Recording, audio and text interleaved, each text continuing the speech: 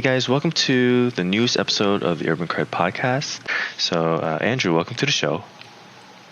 Hey Eddie, nice to be here. Yeah, it's been a while. I think we first kind of crossed paths, I think last year. It's funny because I was looking for a new bag for my sister, and you reached out to me and you're like, "Hey, UrbanCred actually has this in stock," and I was like, "You told me you were in the city. I could just pick it up." So I was like, "You know what? Why not?" And Yeah. it's kind of it's kind of how a lot of my friendships on Carryology have like kind of started out. It's always a trade, it's always a purchase or something, and then after that, 3 months later, you're like working out together, you're rucking, you go into dinners, and that's how it goes. Right. Yeah, and it's probably honestly like these days with Match.com and Tinder, I would say it's probably it's a better chance to find your match on Carryology. But it's a great place to kind of meet like-minded people and just meet new friends and meet new people just like us. And so Andrew, before we start, I'd like to have people get to know the person I'm interviewing a little bit. So can you give us like a little bit of a rundown of who you are, what you're doing, where you're based out of, and just a little bit of information about you? Yeah. So I'm originally California, SoCal born and raised. Come from a Chinese Cambodian family. We got a bakery over in California, but I went through, school for architecture, design, and animation. And so I've kind of like weaseled my way over to the East Coast through the South, worked my way up through Atlanta, moved to New York, and now I'm working for an architectural studio here in New York, where I'm doing a lot of sort of like bespoke sort of media architecture, like LED sculptures and large scale lighting projects for an architecture firm. So, it's a great place to be. The city has a lot of work, and yeah. Sounds great. Yeah. And how old are you right now? Right now, Don't mind. So I'm 31. My birthday is actually this Sunday, 18th. So yeah, so I'm excited. 32. Cool. Yeah. 32. That's how old I am right now. 32. So. Oh, really? That's great. But it's interesting to hear because we're gonna do a quick dive into kind of your occupation, kind of like your background history, because I always find that kind of interesting. It's so you started off in Cali, and your family, you said, like does bakery stuff. Yes. Is that what you said? Yeah. Okay. So we've owned a donut shop for over 35 years. Oh, cool! I love donuts. That's awesome. Yeah. Yeah, and then is that kind of like a family business where you kind of helped like your family started it and then it helped you, throughout life and things like that?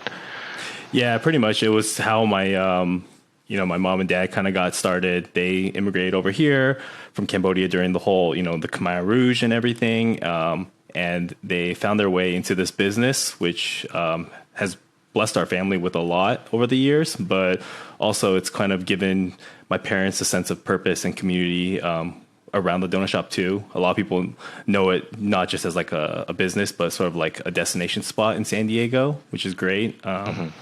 I haven't personally dipped into, continuing the family business quite yet. I've switched paths a few times. So hence, I'm like kind of veered off and did design and architecture. Absolutely. But it's something that's like really close to home for me. Yeah, I relate because my family, when I was pre me, they left China during the war, and then they went to Taiwan, and then once they got older, they moved to the U.S. And then again, they did something similar where they kind of did, a small business or like a small 99-cent shop, whatever, and that's kind of helped glue our family together and kind of helped, give us a little more opportunity in ways that other people wouldn't have had, So it's kind of cool to see the connections there.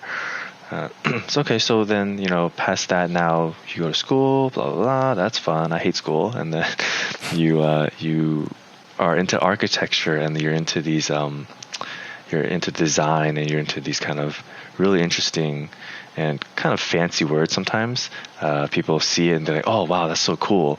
Is that something that you've always really wanted to do? Yeah, I think it was. I think it really came down to sort of like spectrum of different worlds. Like I think I grew up, and again from the family business. Like we were able to really kind of put me and my sister through college and education, and I think something that always sort of intrigued me was the lifestyle of a more urban city. New York, San Francisco, LA just didn't feel like the metropolis, like a huge metro city that like I studied in school. And so I knew I wanted to find my way somehow into this other kind of lifestyle that was completely opposite from living in the suburbs of California, running a business. And, it's been tricky. There's been a lot of obstacles, a lot of struggles, but, finding my way here into, New York City, living in Brooklyn now, it definitely feels like I'm able to sort of open up at least my parents' eyes to like a different style of living and a different kind of, I guess, perspective, that they never got growing up. So it's good for me to be able to give that to them a little bit. Yeah, totally. And I feel like New York is like quintessentially the metropolis. When people think of urban cities, New York is probably considered one of those, the first thing that comes to mind. And I think I went to LA like last year, and LA is definitely like very spread out, right? It's definitely not like compressed into an island like Manhattan is in New York City. So it's definitely interesting to see someone else's perspective in terms of that. Like I think the biggest change for me would probably be like the idea of, I was talking to one of my friends from LA the other day, and he was asking me like, like how is New York? Like what is the difference in lifestyle? And I think a big deal is like transportation and like just how you start your day. I ride Fixie, and I've given up my car since I've moved here, and it's a completely different kind of mindset where like, I'm sure we're gonna talk about like carry and backpacks a little bit, and I think that kind of leads into it where like it's I don't jump into my car, drive to school or to work anymore. It's like pack your bag, what do you need for the day, jump on your bike, grab your lock, and just go. And it's different, and it's definitely hard to explain. Yeah, I can imagine. It's you save a lot of money not having a car and relying on mass transit, and God knows that we need that money. Living in New York City. Especially for all those bags that we're gonna buy. So we have to get our money somewhere. So yeah. And it's interesting because I ask these things because it's always interesting to kind of hear where someone comes from and how carry incorporates into their lives and how it's part of their lives. And you've touched on that in terms of your commute to work and how instead of packing your car, you're packing your bags. And it's I want to be able to kind of see what or how you incorporate carry on a much deeper level into your life. And so I'd like to start where you go to you have an architectural work job in the city. How does that work then? What is that? What is your packing? How does that start?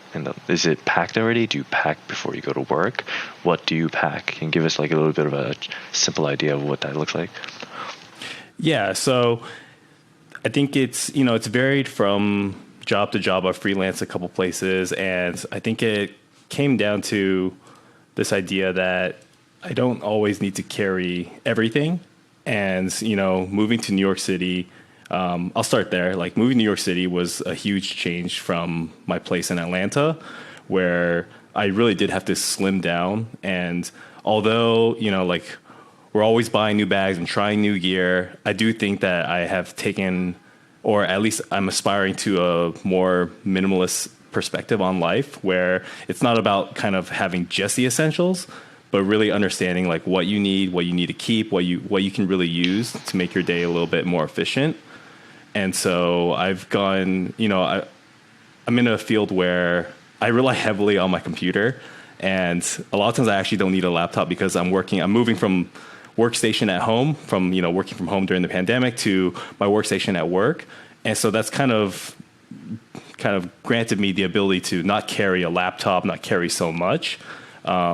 So what I will carry throughout the day is, New York, like what do I need really? So I'm always carrying like a jacket. I'm always carrying an extra battery pack because as soon as I leave my house, my apartment in Brooklyn, I have to really think about, what may I need later when I'm like at lunch, if my phone dies later, if I'm, on the train, the money, it's not as easy as like, oh, I got something in my car, or like, oh yeah, it's in the trunk of my car. I have an extra spare this, spare that.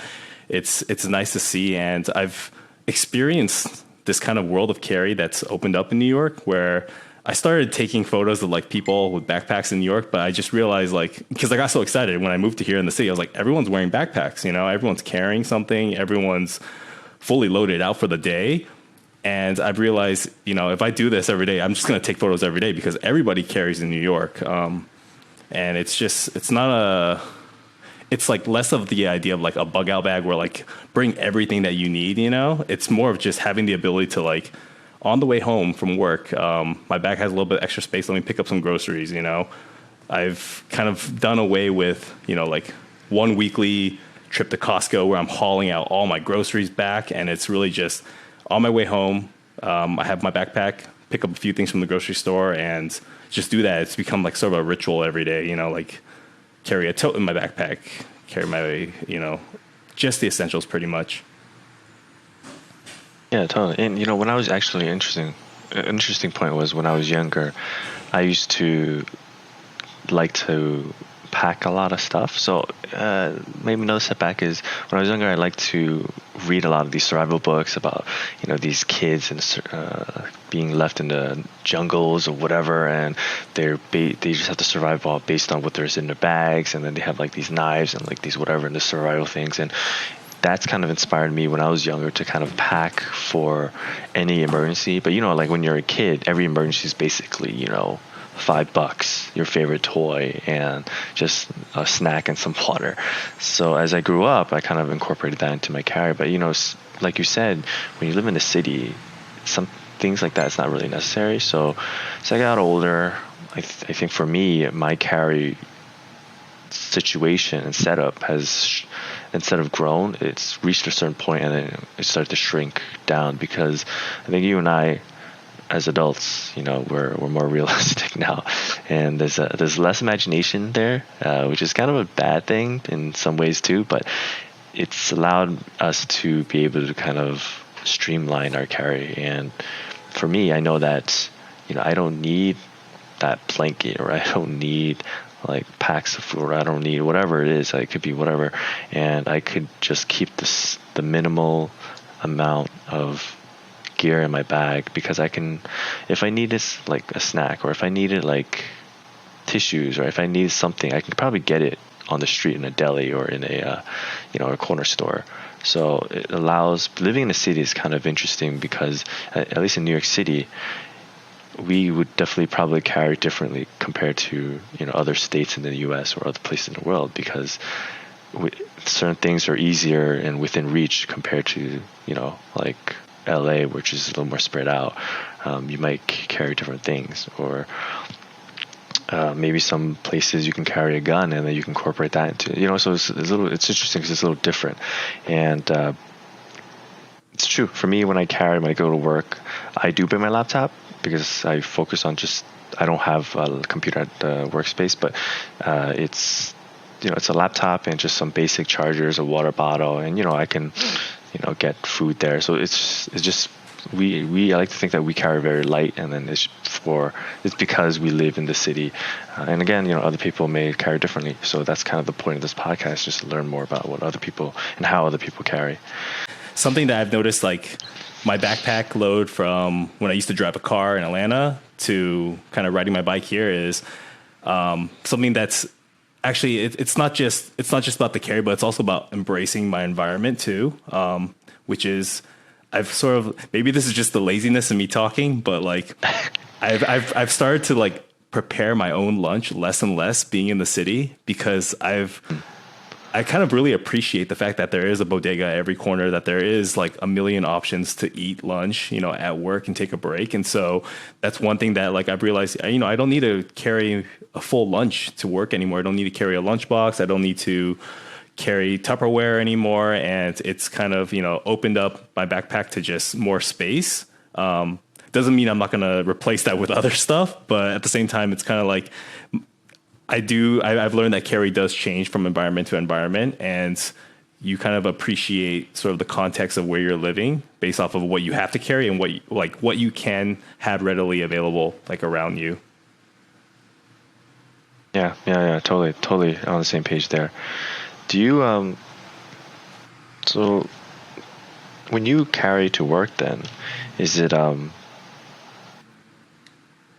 because in the carry community, some people may not know, some people may know, the price of a bag can go from, you know, $50 to, you know, $450, even more, right?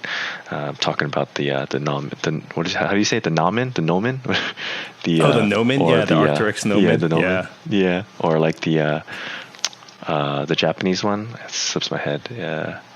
Rofmia? It's similar. Yeah, right. Those are pretty pricey. Do you, when you carry your bags and then you go to work and you go to your hangout with friends, do they go ask you, oh, that's a nice bag? Like, how much is that? Or where's that from? And then you tell them, do they freak out? You know, it's funny because I would say, and it's crazy to me because when, you know, within our Facebook group and just like Instagram and social media, when we see like, when you're in like the bag world and bag culture, you see a picture, you see a bag, you see someone carrying something, and you immediately start like, you know, like all these things run in your head, like, oh, wow, that looks really nice. I bet that costs so-and-so, or that's a great bag for this, great bag for that. Right. And I want to say like my coworkers probably, it just kind of just goes over their heads completely, you know, until they actually like come to my desk and they're like really looking like what usually starts it. The conversation is like, wow, you have a different backpack today too, you know? And it's like, how many backpacks do you have? Like, why are you changing backpacks so much, you know? And right. I don't know, I guess it's a different mentality where you're kind of accessorizing with your carry, changing it up.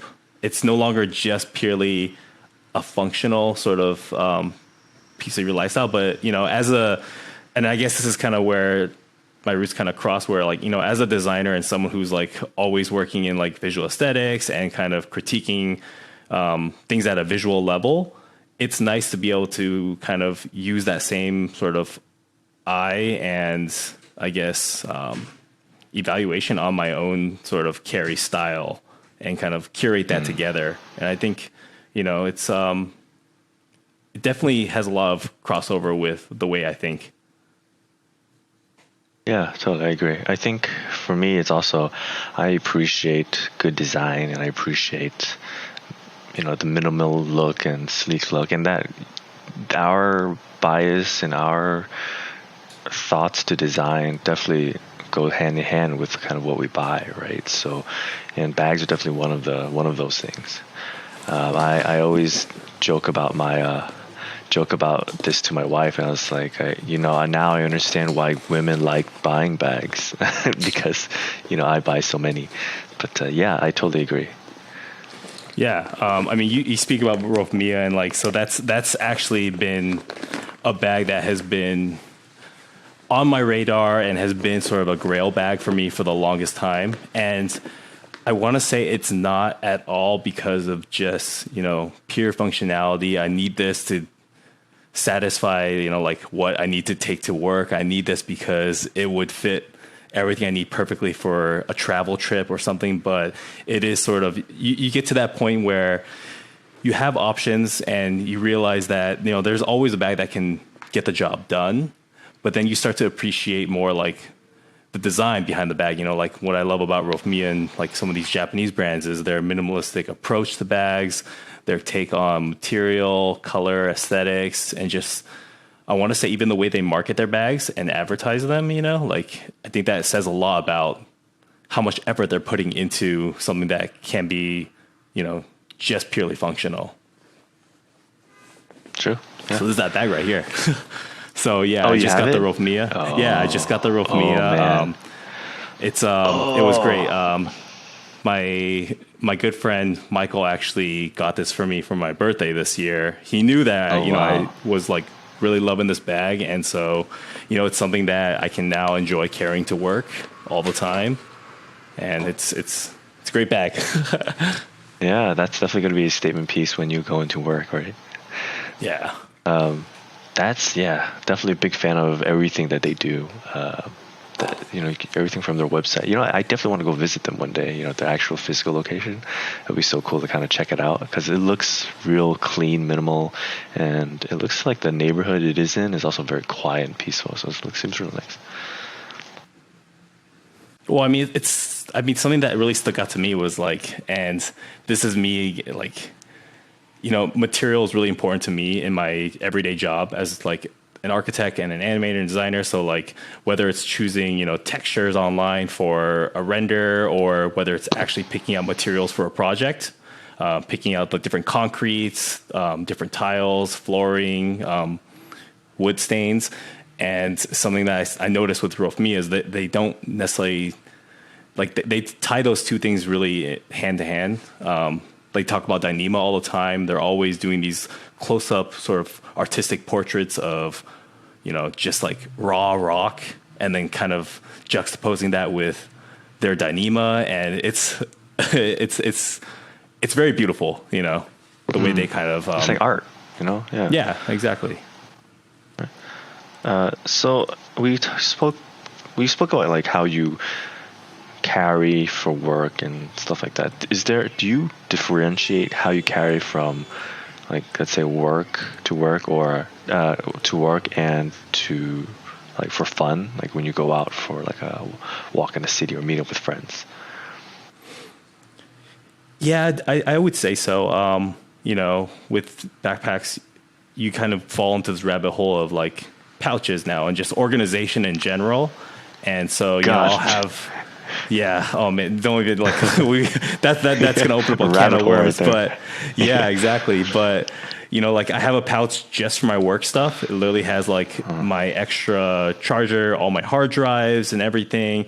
And that kind of goes in, and then I'll throw in like my small little, I want to call it my mini dop kit that just has, chapstick, cologne, eye drops, some medicine, like painkillers and stuff. And I'll just throw that in, and that'll always kind of move between bags. But when I'm going out with friends and stuff, I actually tend to carry a lot less, like to the point where I'm not even carrying a backpack sometimes. I'm just like bringing a sling or something just because, I don't know, I feel like there's still this weird thing where, why'd you bring a backpack? Like we're just hanging out, we're going to dinner, like why? Like I went to dinner with a friend and I was carrying the new Alpha 31 backpack, and I love it. I love it for my EDC and everything. And he was like, "You got a lot going on there." I was like, "Yeah, I really love this bag." And at the end of the day, it's like half of it may be empty just because I don't need as much, and I found that I don't need to literally load out a bag to its like maximum capacity to really enjoy it as much. I usually save that for travel though. When I'm traveling, that's when like I'll like try to push a bag to its extreme. All right. And I feel like, see, that's the thing for me. We have a lot of bags, and for me, I have pouches and stuff too, and sometimes so when in the mornings, I like to switch between bags. So sometimes my pouches gets left in other bags, and then I'm like trying to find which bag my pouches are in, and then when I get to work, I'm like, oh, I forgot that one pouch with the wires and stuff like that, or my keyboard. I'm like, oh my god. So it's just that's kind of my experience. So it's interesting to see you're like so organized and stuff like that. Well, I mean, granted, I think a lot of it comes down to the point where like, hey, if I need this in, because when you load out a pouch or you load out a bag, sometimes you load it out so perfectly, like, oh, I have everything I need in here for work. It's kind of a pain in the butt to sometimes take all that out and switch bags completely. And so either, what do? You either buy more cables, you buy doubles of everything. Or That's what I was thinking, yeah. what I'm trying to do is really just slim down and be like, all right, I'm only going to, I only have one phone. I really only need one external battery pack. Let me just kind of put this into practice and get into the, routine of switching things out. Or if I do want to change something the next day, like make it easy on myself, so I'm not like literally reconfiguring a whole new loadout every single day. Right. Feels like management system in video games. And then you spoke about like how you like to max out on your bags and push to its limits when you travel, right? So, let's start with this. Like, how do you pick? Because sometimes for me, when I travel, and then sometimes I travel for long periods of time, how do you decide which bag? Because they're all your babies, right? Which bag do you decide? Is it functional, or is it design, or is it just your favorite bag? Yeah, I would say it really starts with, first of all, I will never check a bag. I think after I stopped like checking bags, I would say like I've totally jumped on board the one bag travel train. Okay. I think, like trying to get away with a single carry-on bag and a personal item has been always kind of a fun challenge for me. And then it really just comes down to, how many days are you going to be gone? But more so, I would think it's the occasion. It's the occasion and where you're going, because as, when you have a lot of different options and you're kind of like, when you're collecting bags at a visual and design level, I think that choice is so important, because like you're going to get one bag for this trip. A lot of us like to photograph our bags in the wild on our adventures, and so there has to be this balance of so like. Bad. I know, right? But it's why we love it, though. We love it because it brings a lot more joy to the idea of traveling when like you just enjoy your bag. Like I think I used to travel before, and I remember I would just grab whatever luggage was home, whatever would get the job done, slap on the check bag luggage, and it would just go, But now that, it's all I'm carrying to the airport. It's what I'm going to be carrying throughout my whole trip. If I'm traveling, it's where I'm going to, what sling am I taking to the restaurant, or what bag am I taking on this hike? It all plays into like making kind of a fun decision, on what to take. And I would say that if a bag is nice enough that like I want to take it on this trip, I think you make compromises on what you pack to make that work sometimes, Right. Yeah. I've ever since I had like a kid, it's been more and more difficult to be able to do one bag carries, and I've come to appreciate checked luggage now, not because of the inconvenience, but because the checked luggage gives me more options to pick which bags I bring with me. So I have more options to kind of, this may not work perfectly, but I would just stuff everything in my luggage and I could just use this. So that's kind of like the grass is greener on the other side for me. But maybe when you have kids, that's something you can look forward to. Oh yeah, I mean you're caring for the family at that point, so it's completely different game changer. Right. But I agree. I think that there's something there that it feels so good to be. It's 2 a.m. right before your trip, and then your bag is packed perfectly. It's on your bag. Everything you need is inside there, and then it's packed in a way where you go through TSA. You can just take out the stuff you need to, put it, and then there's a way for you to slip it back in, smooth, and then everyone's just fumbling with their bag. So there's definitely something kind of showy and proud about that. Oh yeah, definitely. I think on my last trip back home to California, I went to go visit my parents for like a 5-day trip. There was actually a beat up during that time too, but I was showing them like how I was like packing things out, and they were just like, "Wow, you're so organized now," and it's this weird like chaotic OCD that kind of puts it together. But it is really nice and assuring that like where everything is. When you go through TSA, like you said, like you're ready to go. Like things in and out. Where things are. And it's one of those things where if you're someone like me that likes to almost put more work into setting yourself up to do the work, which I do a lot of times at work too, like when I'm like preparing for a deadline or something, or, I'll clean up a 3D model to the point where like, it's just for me at this point, like the client will never ever know how much work I'm putting into like making this super organized workflow. But at the same time, it's just like kind of a lifestyle. And I think that bleeds over into carry. And I think there's a lot of satisfaction in just that sort of sense of preparedness. Yeah. Therapeutic almost. Yeah, exactly. That's the perfect word. I'm going to shoot you with a random question right now.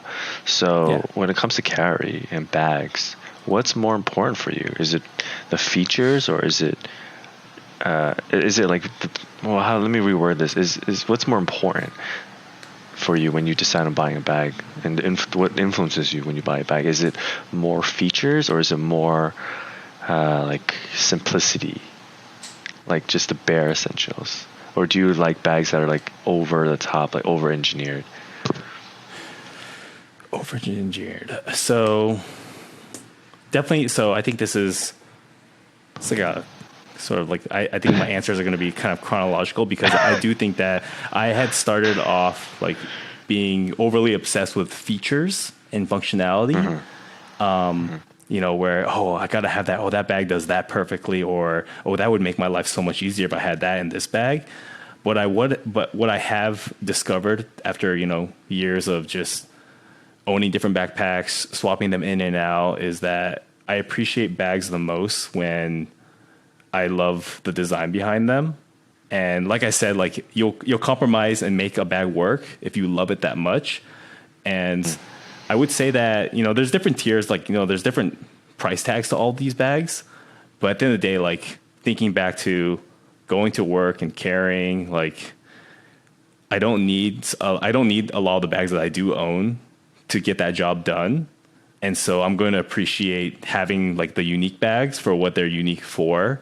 And, sometimes that's, knowing the maker, like I'm a big fan of Dan Matsuda, and some of these other individual makers. And at that point, it's kind of like, yeah, there may be a pouch or a backpack that does laptop carry better than anyone else, But at the end of the day, like I'm making the decision to say, hey, I'm going to invest in this as part of, like my lifestyle. I'm going to bring it to work.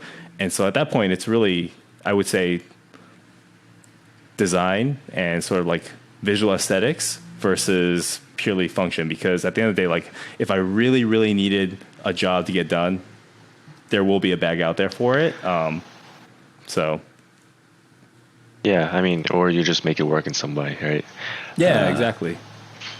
I've recently I looked over the Boundary Supply Errand Pro, and when I started going through it, I was like, there's so much stuff, there's so much here, and features wise and materials, and there's so many like sneaky little things in there, which is cool.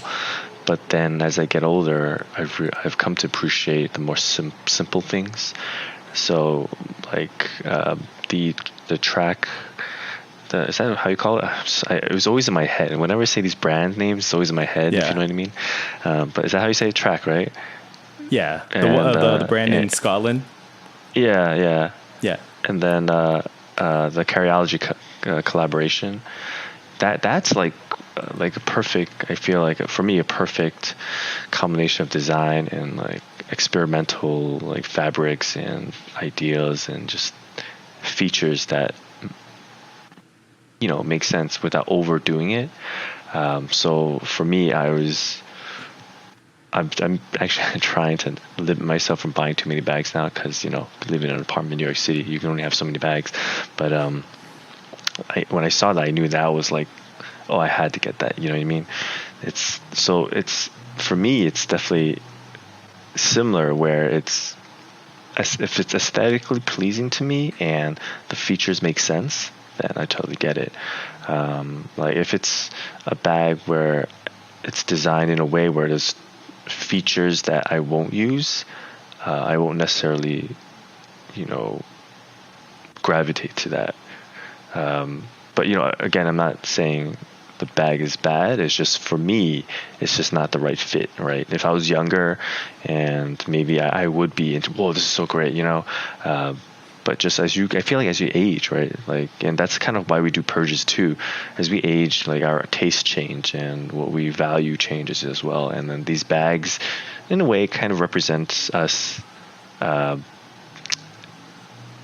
as we age, because when we buy things, they're kind of reflected in what we buy. Yeah, I totally agree with you. Like, so did you pick up that you're talking about the collaboration track bag that has like the sling on top? Yeah. Yeah. So how do you like that? I mean, like, I guess, like, what kind of got you to say, hey, this is the right bag for me at this time? Like, what kind of attracted to you about it? Oh, that's a good question. You should ask that earlier. When I saw it, right, when I saw it, and I posted on the Facebook group, and I was like, this bag looks like a fucking spaceship. Like, I personally, I love sci-fi, and I love, Star Wars, and, Galactica, and, Stargate, and all that fun stuff. And it just reminded me of like a spaceship, and like a away shuttle, and it's docking together, and, it just looked great. And then it's just the simplicity of it. So it's basically just kind of like a big pocket, but it's the features that are so designed in a way where it's so subtle and so well thought out, that those features in itself are like huge features for me. Like the bottle pockets are covered with a fabric, but it's so spacious that you can keep a huge water bottle. I keep my battery pack in there. I can keep pouches in there, and I can feel confident it's not going to fall out. The sling, and okay, so my second kid came out, and that was the bag I used to take to the hospital, and it was perfect because I kept all my, my extra pack of clothes. I had like toiletries, and I had all the big heavy stuff that can't be moved in that main bag. And then the sling I can just take with me to keep my wallet and whatever, and then go to the corner shop to pick up food for my wife, or snacks, or things like that. So, and then I could bring it back together and go home. So it's just that flexibility of how I can use that bag. For me, that just makes it so appealing. Yeah, that makes totally like a lot of sense now that you have a kid too, and like traveling, having that extra sling is nice. And then kind of going back to what you said about why we purge and why we're kind of always, cycling through different bags. I was talking to a friend the other day about this, and we were talking about, hey, didn't we talk about like this goal of slimming down to like the 3 or 4 bags, like they're like, when you start talking about minimalism, you get into this like fantasy world of like, oh, I'll just have one bag from each brand. Oh no, I'll just have one bag in each size. Like I need a 15-liter backpack, I need a 20-liter, I need a 40 for travel, and you start to compartmentalize like what you need for everything, and just finding the perfect bag that fits each of these categories. But I think it's something that it does keep us kind of in like evaluating what we need. But I do think that this idea of like the perfect bag or the perfect pack, I really do think it's just an idea, because if you're in this hobby and you love the makers, you love the materials, you love the innovation, just kind of like how you describe the track bag, I think if you love innovation and where the hobby is kind of evolving constantly, that you want to be a part of that. You want to be along for the ride to try out your favorite brand's new bag. If they're trying something completely different, if they're trying a new material for the first time, you kind of want to witness and try it yourself, versus just finding the perfect pack where like you leave the game completely and you never need another backpack ever, And I feel like we always tell ourselves we're going to find that perfect pack one day, but I really do think that it's just an idea that kind of keeps us evaluating, our carry. Yeah, and going back to what you said, right? That's kind of the fun of it, right? We just like how some people, I don't know, organize their homes, marry condo their homes. They like it, or they like to keep a tidy home, or they go play basketball, or they go, do something that's therapeutic for them. For us, this is this whole thing, this whole niche, this whole process. It's just fun for us, to be able to kind of see what's next, and I can kind of see myself carrying it that way, or I can set up my carry that way, and that's just kind of part of the fun. So when people ask, why do you have so many bags? Now you guys know it's an addiction. We're addicted. That's our drug. It's an addiction. Yeah, exactly. It's like the clearest comparison is just kind of like, I definitely don't like the idea that carry can kind of be treated the same as like hype wear and street fashion. And, a lot of times, like, we've seen it with these limited releases that can sort of be one perception of this hobby. But I do think it's kind of like when you're really into sneakers, for example, like I came from LA and I used to have like hundreds of sneakers. When you're into sneakers, like you're not going to stop when you find like that one pair. It's like, this is all I need, and granted, it is an addiction, but it's because, you like the hobby and it's just fun to mix and match. It's, it gives a lot of personality to the way, like to what you're bringing every day. Yeah.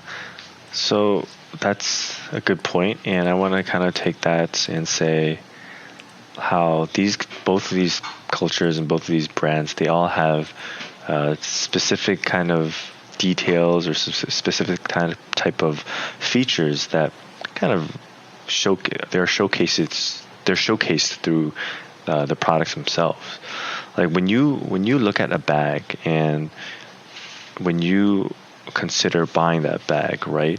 Is there something that you haven't seen yet, but you want to see in the future in terms of those features or styles or something like that you haven't seen yet? That I haven't seen yet. Yeah. Or a combination or something. Yeah, I mean, I think it's sort of like pack type. I always get excited when I see a brand, for example, a brand that never makes messenger bags, for example, when they kind of dip their feet and try a messenger bag, or they try a different material that they haven't done in the past. I think I appreciate innovation a lot. Speaking about, I'm trying to think. I think it was either Osprey or maybe it was Evergoods, but I was watching some, like videos on YouTube of like new backpack technologies with like hiking packs. And it's that kind of stuff that gets me really excited, where like, hey, someone's developing this new feature. They're not just, making their signature bag in a million colors, but they really are sort of finding, or trying new things, trying to find a better back panel, trying a messenger bag, putting a roll top on a bag. I think all those things really open up the idea of like what a backpack can do, and like what features you really enjoy. For example, like I don't think a roll top is always necessary for most people who are just kind of commuting to work, laptop, small tech case. But I found that it's probably the most enjoyable, like sort of way to open up a backpack for me. And so like I really look out for brands that are making roll top backpacks, because it's something that I personally like aesthetically, but also I've come to learn to love, the functionality behind it. Yeah, totally. I agree. I think a few examples are Evergoods, where when they first started it was the backpack, and then when they introduced the Cap 2 or something like that, the cubish pouch, that was like an interesting style of pouches, right? The other one comes to mind is Coat of Bell, right? They're working on slings, and they kind of made the shift to that new bag recently, the X, which is kind of like a bag, and their signature rolling out pouch on the edge, something like that. When they rolled into a backpack, it's kind of a cool to see how they interpreted backpacks, so totally. Okay, quick question then. Just wanted to actually talk about minimalism, because you touched on that too. What is a lot of people, when they think of minimalist, they think, oh, just live with, just have a chair and a bed in your bedroom, just like meditate and keep everything super clean and don't have excess anything. So other people have different ideas. What's your kind of perception and concept of minimalism? Yeah, no, this is a really great question.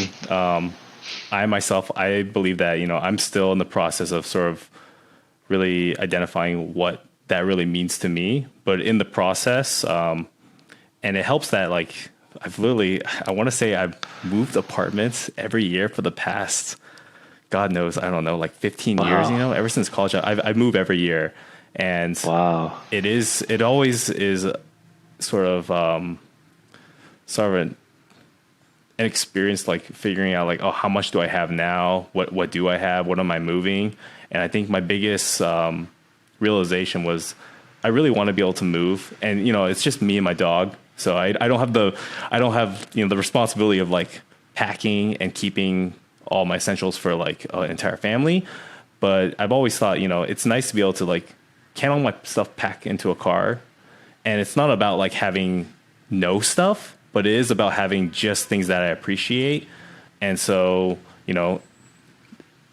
I could easily just get away with one backpack, but I have 5 because I appreciate each one. I collect them, and minimalism to me just means not having excess, kind of knowing exactly what I have and a reason for everything that I have. I think as long as I have a good reason, it makes a lot of sense. I've recently kind of gone through, it's kind of steering away from carry, but during my sort of purge of like my apartment in general, I've learned to just get rid of a lot of things that I don't think serve the reason that I kept them before. Like I think I recently threw away a box of stuff that was, I want to say like greeting cards and just like small little paper gifts. Not the greeting cards. I know. Well, that's the thing is like I used to keep every single greeting card that I've ever gotten in my life in this box. And I went through them and I haven't touched them since I was back at UCLA 10 years ago, and I've literally lugged this box around with me from city to city, from job to job, from apartment to apartment. And I've come to realize that whoever had given that to me, whether it was a friend or family member, like my relationship with them does not change based on whether I still have that greeting card or not. And so that's something that's helped me to just, it's different points in your life too. Like right now I'm living in Brooklyn and I want to have less now. And so that's just, it's kind of a strategy for me. I'm very, I love carry, I love cycling. And so I put my efforts into what is physically taking up space in my life. Yeah, no. I agree. I think minimalist is less about having the least amount of things or living like a monk, but more about just keeping the things that you enjoy and use the things that you don't use. Just get rid of them. So now I'm trying to do the same. It's hard because for me it's just I like a lot of things I own, but we're planning to move soon, so I'm thinking that this is going to be a good opportunity to just get rid of stuff. And there's like this thing on YouTube that I saw in a video where like there's a challenge of getting rid of one thing every day. So hopefully, when at the end of 30 days, I get rid of 30 items. But it's hard it's because what I mean. But that's just the process. Yeah, well, even so, I think more importantly than just getting rid of stuff too, I've really taken it. I think I've seen that challenge too, and I've sort of like rewrote. I journal a lot, and like one thing that I always write about is the things that whether it be my purchases or what I bring home. And if I'm bringing home something, like, not that I have to like overly think about it, but like if it's something that's going to be taking up like a large significant amount of space, like I really think about like, do I really need this? Should I be bringing it home? Even if it's like the hardest part is when it's like free, like you get free stuff at work or whatever. And you're like, oh, I could, let me take that home. I'll find a use for it, and like 8 out of 10 times I don't find a use for it. And it just kind of sits. And And so in addition to like, I'll challenge you too, in addition to getting rid of one thing every day, like when you're bringing stuff in, like that, I think that's the point where it's kind of like, think about why you're bringing it into your life. And then it may help you, alleviate that burden of like getting rid of it later, maybe. Oh no. Looking at my pile of bags, I'm like, uh-oh. Oh yeah, same here. But yeah, I agree. I think it's a good idea. I think there's also like a thing where when you buy something, if like clothes was probably a good example, like when you buy clothes and you buy a jacket, you think it's cool, you should either replace one of your older jackets. So then you would get rid of their old jacket and replace it with a new jacket. So then you're not always like adding more stuff. You're just replacing. So I think I'm kind of trying to do that too. And I picked like this, again, I like sci-fi stuff. I picked up this jacket from Japanese brand called Taiyon or something like that. But it's like a collaboration between Gundam and it's like their jackets, so it was like a cool color. Oh man, picked it up. Say no more. Yeah. Gundam collab. Yeah. I'm there. Yeah, exactly, dude. I'll send you links after this. This is going to be too much for everyone who's listening, but for everyone listening, this is how enablement. Like this is how we enable each other. Literally, it's why you stay off of the internet with your wallet. Exactly. But they have, for everyone out there who didn't know, Gundam actually has their own apparel brand. Also, they also produce bags too, which is kind of interesting. But anyways, I'll send that to you later. Okay, so yeah. So has it replaced something? Has it come in yet? So I'm waiting. I'm waiting for it to come in first. Yeah. So I have a few weeks for it to come in, but I'm thinking there's one jacket I can get rid of because it's been with me since college. So I think it's time for me to break up with it. So bags come in different size and different fabrics. Is there like a fabric that you gravitate to? Because some people like X-Pack, some people like the classic canvas or nylon. Like, what about you? For me, I think it comes down to, again, use case. The bags that I need to, this past year, being in like a larger carry community, I've learned different use cases for bags and I've got into rocking a lot. And so when it comes to like functional gear, like I see the appeal in brands like GoRuck that are still churning out their signature bags in Cordura. And I find like so much like satisfaction in just knowing that my bag can like withstand anything and everything, rain, gunshots, can be dragged around. Yeah, exactly. Lightsabers.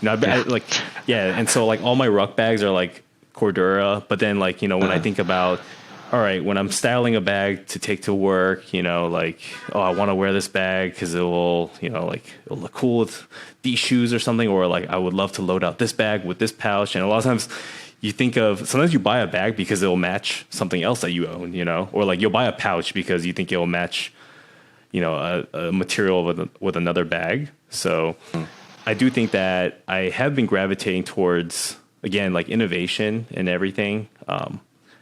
Dyneema was, everyone talks about it all the time. And I find like, like anything that is kind of changing the traditional sort of backpack is really interesting to me. Not just for like, it's super lightweight or it's synthetic or whatever. But now I'm starting to get really into like eco-pack and like recyclable materials and like how, I think a lot of companies have found a way to make recyclable and reusable materials really beautiful. And to the point where like they probably, they look nicer than your regular pack, and I do think I would attribute like the higher premium price tag to that. I'm always careful with what I buy, but it's something that I appreciate. And it's something that I'm always kind of like looking out for in different brands. What about you? I was going to say, I was going to ask, being surrounded by so many different brands and kind of keeping up with, stocking availability for all sorts of carry people. What have you found that kind of like piques your interest the most out of all the bags that kind of come in and like through you? It's a good question. It's really hard because there's so many bags that come through, and we have to test the bags. So there's a sort of need to be able to have hands-on on the bags, and then once you have hands-on, sometimes you, without knowing, you just become attached to the bag, because it's much more than what you expected. And a lot of these bags is hard to kind of get a feel for just through internet images and descriptors. So for us, it's tough. It's tough to be able to purge through them because you have to have so many bags on hand. To just really come down to which bags to keep compared to which bags to let go, it really comes down to just does it match up to my criteria for what I look for in a bag. And me as a person, I enjoy being different.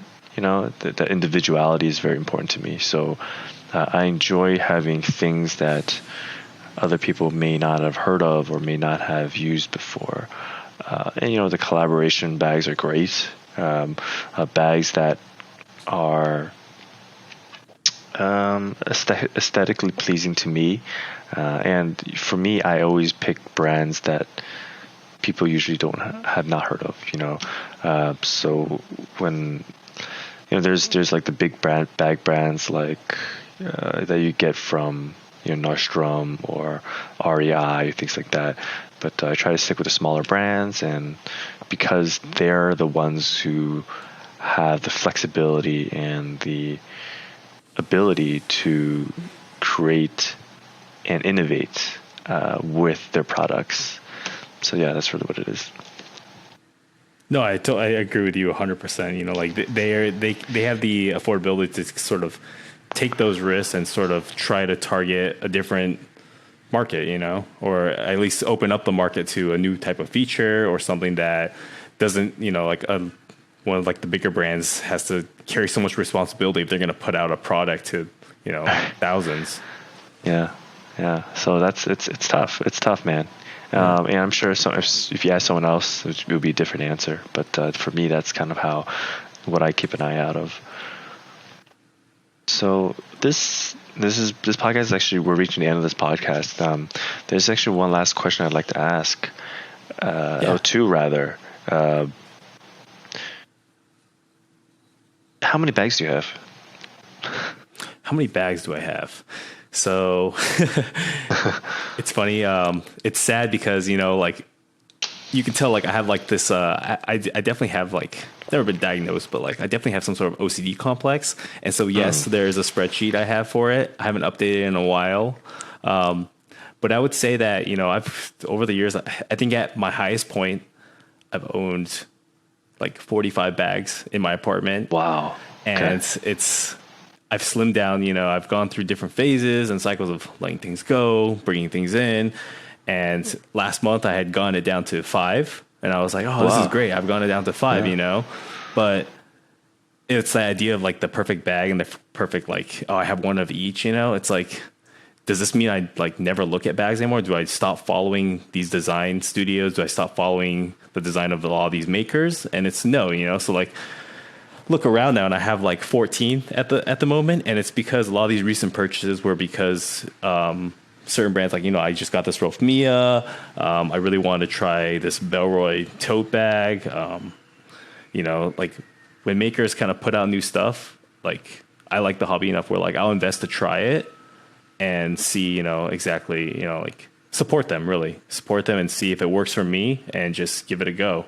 So I'm at 14 right now. Okay. But it's getting up there. Definitely. It's getting up there. Yeah. But like it'll go down, it'll go up, and I wouldn't call it hoarding. I really do I do think this is a process that all of us sort of bag nerds go through, and it's healthy, maybe not for our wallets, but definitely for our sanity. All right. So you guys heard it here. We're in denial. So yeah. Cool. And then the last question is, So out of those 14 bags, right? If a meteor was about to hit your house right now, and then if you left right at this moment, you would live. Which bag would you take with you? Oh man. See, the thing is, there's that answer where like I would take. See, the answer would be like, I think this has been posted in a few groups before. It's take the biggest bag because you can stuff all your other bags in it and take all those with you. Right. But you don't have enough time to I would pack. have You just got to pick one. I'd have to say, okay, so that's a hard question. And I would say in this instance, I would choose 2 bags really, just because one bag would be a bag that has been really memorable to me. I took it on my last trip to Iceland, which was a triple alt design EDC fast pack. It was sort of like, I want to call it like my unicorn that I was chasing. I really wanted this bag. The guy who had it sold it to me, and he's become a really good friend of mine. But then also, like a lot of these bags, like the reason why I take a lot of these bags is because of the person that it came from or the reason why I got it. And I would say right now, it would probably be this. It would be the Rofmia. It's something that it's strange where I've had like having the ability to buy this for the longest time is nice. But then, like my friend Michael, he reached out. He knew that, he's talked to me about bags all the time. We've become like best friends over the years. And, because it came from him, I think that makes it special enough where like there's a fire. I'm taking this bag, just because I could have gotten this bag on my own. But, someone else noticed that it was an important bag to me and got it for me. So that makes it 10 times more special. My answer would be I would just die. I would just die with my bags. Oh yeah, just bury me right here. Yeah, just with my loves. But, yeah, okay, cool, Andrew. This is really fun, and I really appreciate you coming on to this podcast and just kind of nerding about bags and just carry and stuff like that. So I really appreciate it. Thanks for coming on, man. Yeah, totally. And you know what? Like, I actually didn't know that we were going to be doing like video. I would have like probably tidied up a little bit more, but also like I have this storage little container of all my bags. If you want to chat again next time, like, I'll pull out some of my favorites and show you how, like, why I load them out or how I load them out. So, yeah. Yeah, we could definitely do that. Yeah. Ooh, we could do a date. We can show each other. We can show each other our packs. Oh yeah. I know, right? Great. So, Andrew, thanks again for coming on.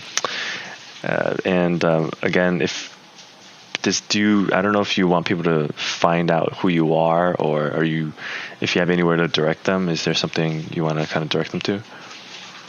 Yeah, I'll leave you with my contact info, but I'm an open book. Live in Brooklyn. I would say like half of the Facebook group, like on Carryology, has my address and everything. Like, no stranger here. You have a white dog. You live in Brooklyn.